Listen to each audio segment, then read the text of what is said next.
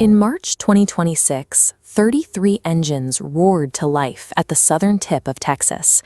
This was the first static fire of SpaceX's V3 Starship booster. Breaking Earth's gravity requires immense, concentrated violence. When fully stacked, this stainless steel leviathan stands 142 meters tall. It generates over 8,200 metric tons of thrust, the highest output of any propulsion system ever constructed. 1,000 miles away in Florida, a very different machine moved in near absolute silence. NASA's Space Launch System crawled at less than 1 mile per hour through the night, making an 11-hour trek to Launch Pad 39B. Sitting atop that 322-foot orange core is the Orion capsule. In a few short weeks, 4 astronauts will strap into it to leave the relative safety of low Earth orbit for the first time in 54 years. These two machines sitting on launch pads simultaneously represent a physical pivot point. The construction of heavy infrastructure for interplanetary transit has moved from theory to the pad. The Artemis 2 crew will execute a 10-day lunar flyby. This mission serves as a high-stakes biological survival test. Once Orion passes beyond Earth's protective magnetic field, the astronauts are exposed to the raw hostility of deep space. The greatest immediate threat comes from the sun, specifically in the form of solar storms and coronal mass ejections, massive bursts of plasma and magnetic fields ejected from the sun's corona. If one of those massive eruptions crosses Orion's path during transit, the crew could receive lethal doses of solar radiation. NASA's defense mechanism relies on physical density.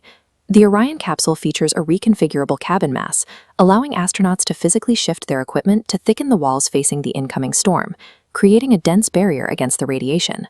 NASA has engineered a highly meticulous, expendable architecture.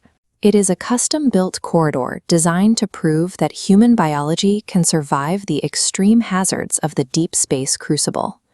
While NASA proves we can survive deep space, SpaceX is solving the math of building infrastructure there. Older engines relied on external pipes.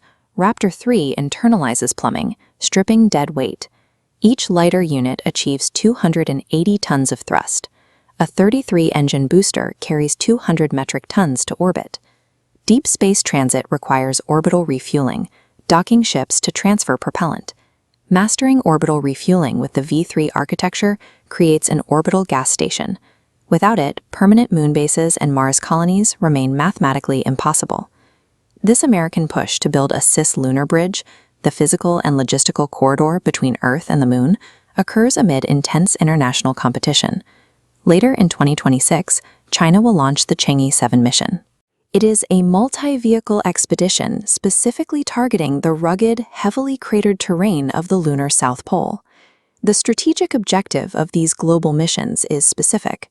Nations are racing to locate permanently shadowed craters that harbor water ice, which can be mined and converted directly into rocket fuel.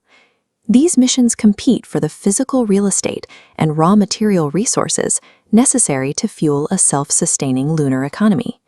These two distinct architectures form a single symbiotic system.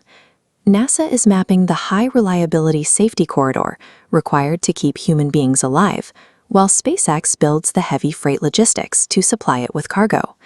The stainless steel towers waiting in Texas and the orange core of the SLS in Florida represent a unified industrial effort. The simultaneous convergence of these technologies in the spring of 2026 marks a civilization-wide transition toward a multiplanetary existence. Today, the Moon is the first active destination on a newly constructed interplanetary highway.